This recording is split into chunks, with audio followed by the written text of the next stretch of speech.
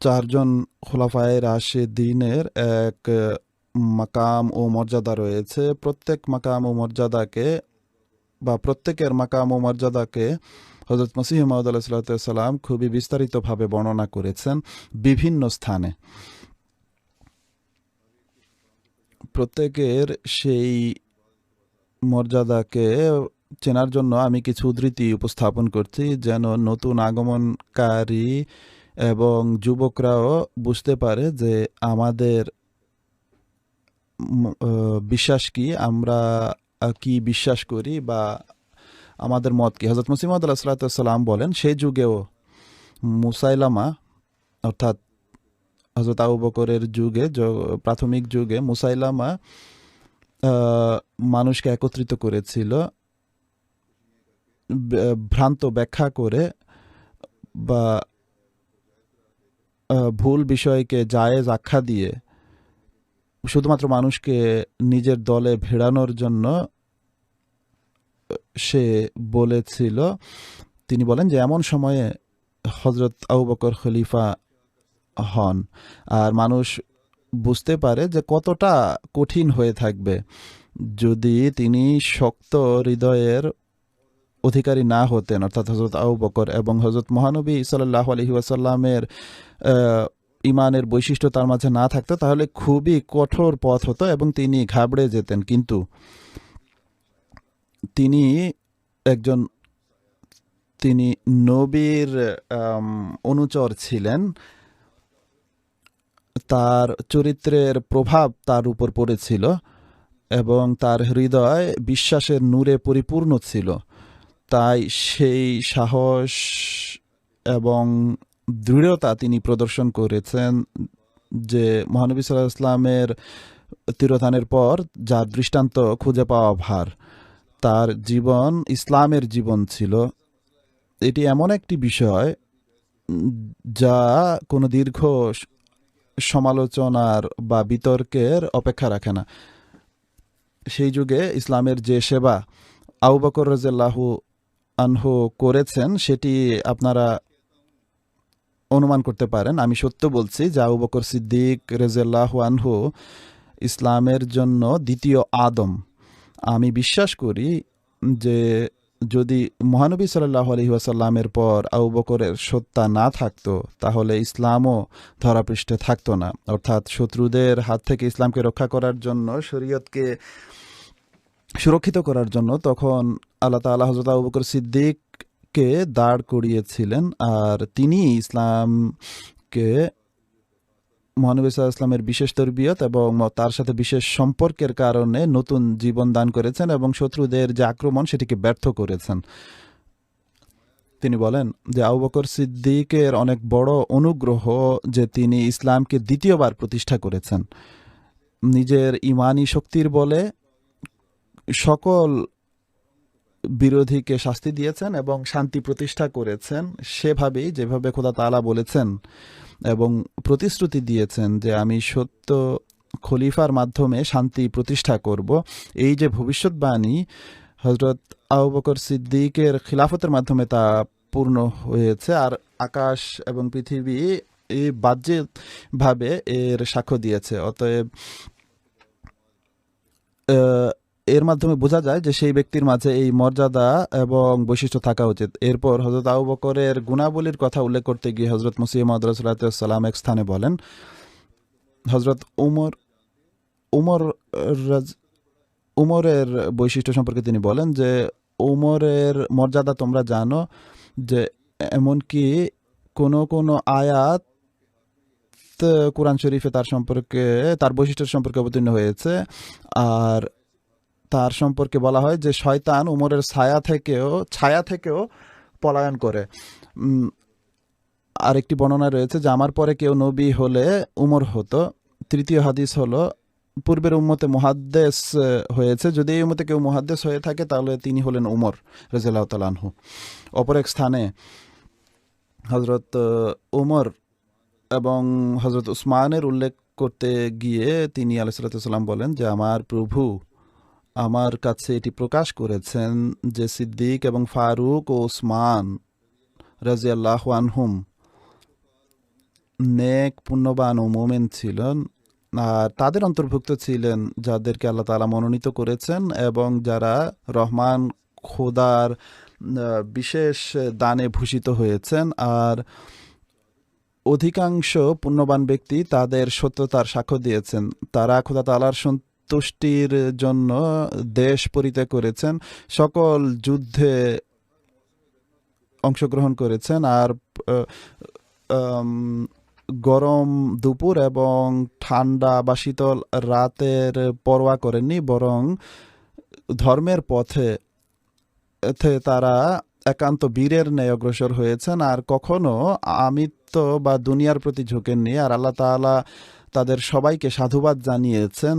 তাদের আমলে সুগন্ধ এবং তাদের কর্মে এক ঘ্রাণ রয়েছে, আর এই সমস্ত কিছু তাদের বৈশিষ্ট্যের বাগান এবং তাদের পূর্ণ প্রকৃতির দিকে ইশারা করে। আর তাদের এই বাগানের বাতাসই বা ঘ্রাণই তাদের যে বিশেষ মর্যাদা সেটিকে প্রমাণিত করে। এই যে এসব উদ্ধৃতি রয়েছে যেগুলো আমি পাঠ করছি, এগুলো সিররুল খিলাফা পুস্তকের, এটি একটি আরবি পুস্তক। আরবি অনুবাদকারীরা হয়তোবা এত উন্নত মানের তর্জমা হয়তোবা করতে পারবে না। দ্বিতীয়বার যখন রিপিট হবে তখন এই উদ্ধৃতিগুলো তারা পুনরায় অনুবাদ করুন। হজরত আলী এর মর্যাদা সম্পর্কে বলতে গিয়ে তিনি বলেন, হযরত মসিহ মাউদ আলাইহিস সালাম বলেন, তিনি রাদিয়াল্লাহু আনহু মুত্তাকি, যার ভিতর বা অন্তর ছিল পবিত্র। তিনি সেই সব লোকের অন্তর্ভুক্ত ছিলেন যারা রহমান খোদার দরবারে সবচেয়ে প্রিয় ভাজন। তিনি জাতির মনোনীত এবং যুগের সর্দারদের অন্তর্ভুক্ত ছিলেন। তিনি মহাপ্রকরণশালী খোদার সিংহ এবং দয়ালু খোদার শক্তিশালী যুবক, উদার এবং পবিত্র হৃদয়ের অধিকারী ছিলেন। তিনি এমন অনন্য এবং সাহসী বীর ছিলেন, যুদ্ধের ময়দানে যিনি জায়গা বা স্থান পরিত্যাগ করতেন না। তার মোকাবেলায় এক বিশাল শত্রু বাহিনী থাকুক না কেন, সারা জীবন তিনি অসচ্ছলতার মাঝে কাটিয়ে দিয়েছেন। তিনি বৈরাগ্যের বা পুণ্যের বা তাকওয়ার পরম মার্গে উপনীত ছিলেন। ধন সম্পদ বিতরণ, মানুষের দুঃখ বেদনা দূরীভূত করা, ইয়েতিম মিসকিন প্রতিবেশীদের দেখাশোনার ক্ষেত্রে প্রথম সারির পুরুষ ছিলেন। তিনি যুদ্ধে বিভিন্ন প্রকার বীরত্ব প্রদর্শন করেছেন। তীর এবং তরবারির যুদ্ধে আশ্চর্যজনক ঘটনাবলী তার হাতে সাধিত হয়েছে। একই সাথে তিনি খুবই মিষ্টভাষী এবং বাগ্মীও ছিলেন। তার বক্তৃতা হৃদয়ের গভীরে প্রবেশ করত, আর হৃদয়ের মরিচা তার মাধ্যমে দূরীভূত হতো। প্রমাণের জ্যোতিতে তার সজ্জিত হতো বিভিন্ন প্রকার যে এসব বিষয়ে তার প্রতিদ্বন্দ্বের দণ্ডায়মান হতো। সে পরাজিত ব্যক্তির ন্যায় তার কাছে ক্ষমা চাইতো। তিনি সকল গুণে, সকল বৈশিষ্ট্যে, বাগ্মিতা এবং প্রাঞ্জলতায় ছিলেন কামেল। যে তার শ্রেষ্ঠত্ব এবং কামেল হওয়াকে অস্বীকার করে সে নির্লজ্জ পন্থা অবলম্বন করেছে। হযরত আলীর মর্যাদা এবং খেলাফত সম্পর্কে হযরত মসিহ মাউদ আলাইহিস সালাতু ওয়াস সালাম বলছেন, এতে আদৌ সন্দেহ নেই যে হযরত আলী সত্য সন্ধানীদের আশা ভরসা স্থল এবং উদারদের অনন্য দৃষ্টান্ত এবং খোদার বান্দাদের জন্য তিনি হুজ্জতুল্লাহ বা আল্লাহ তাআলার প্রমাণ ছিলেন। তিনি যুগের লোকদের সর্বোত্তম মানুষ ছিলেন। বিভিন্ন দেশকে আলোকিত করার ক্ষেত্রে তিনি আল্লাহর নূর বা জ্যোতি ছিলেন। কিন্তু তার খেলাফতের যুগ শান্তির যুগ ছিল না, বরং ফিতনা, নৈরাজ্য এবং জুলম অত্যাচারের ঝঞ্ঝা বাতাসের যুগ ছিল। সাধারণ মানুষ তার এবং আবু সুফিয়ানের পুত্রের খলিফা হওয়া সম্পর্কে মতভেদ রাখত এবং তাদের দিকে তাদের পথপানে তারা চেয়েছিল। কেউ কেউ তাদের উভয়কে আকাশের দুই নক্ষত্রের মতো মনে করত, আর উভয়কে পদমর্যাদায় সমান জ্ঞান করত। কিন্তু সত্য কথা হলো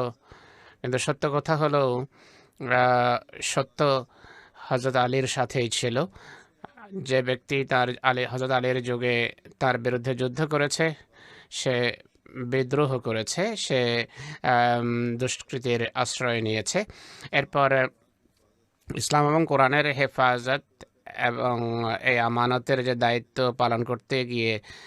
পালন করার ক্ষেত্রে 4 খলিফার উল্লেখ করেন মসিহ মাউদ এবং তিনি বলেন এই বিশ্বাস থাকা আবশ্যক যে হযরত সিদ্দিক আকবর অর্থাৎ হযরত আবু বকর সিদ্দিক রাদিয়াল্লাহু আনহু এবং হযরত ওমর ফারুক রাদিয়াল্লাহু আনহু, হযরত যুন্নুরাইন অর্থাৎ হযরত উসমান রাদিয়াল্লাহু তাআলা আনহু আর হযরত আলী মুর্তদা রাদিয়াল্লাহু আনহু, এক কথায় তাদের সকলেই সত্যিকার অর্থে ধর্মের ক্ষেত্রে আমিন ছিলেন, বিশ্বস্ত ছিলেন। হযরত আবু বকর যিনি ইসলামের দ্বিতীয় আদম ছিলেন, একইভাবে হযরত ওমর ফারুক, হযরত উসমান রাদিয়াল্লাহু আনহুমা যদি ধর্মের সত্যিকার অর্থে আমিন বা বিশ্বস্ত ব্যক্তি না হতেন, আজকে কোরআনের কোনো একটি আয়াতকে আল্লাহর পক্ষ থেকে নাযিল হয়েছে বলে বলা কঠিন ছিল। এরপরে এই 4 খলিফার কথা বলতে গিয়ে হযরত মসিহ মাউদ বলেন, আল্লাহ তাআলার কসম, তারা এমন মানুষ যারা এই বিশ্বের সর্বশ্রেষ্ঠ মানব মুহাম্মদ রাসূলুল্লাহর সাহায্যের খাতিরে মৃত্যুর ময়দানে, মৃত্যুর যুদ্ধক্ষেত্রে অবিচল ছিলেন। আল্লাহর সন্তুষ্টির জন্য নিজেদের পিতা এবং সন্তানদের ছেড়ে দিয়েছেন। ধারালো তরবারির মাধ্যমে তাদেরকে টুকরো টুকরো করা হয়েছে, তাদের প্রিয়জনদের বিরুদ্ধে যুদ্ধ করেছেন, তাদের শিরচ্ছেদ করেছেন, আল্লাহর পথে নিজেদের মূল্যবান সম্পদ এবং প্রাণ বিলিয়ে দিয়েছেন। কিন্তু তা সত্ত্বেও তারা নিজেদের সম্পদের স্বল্পতার কারণে তারা আক্ষেপ করতেন।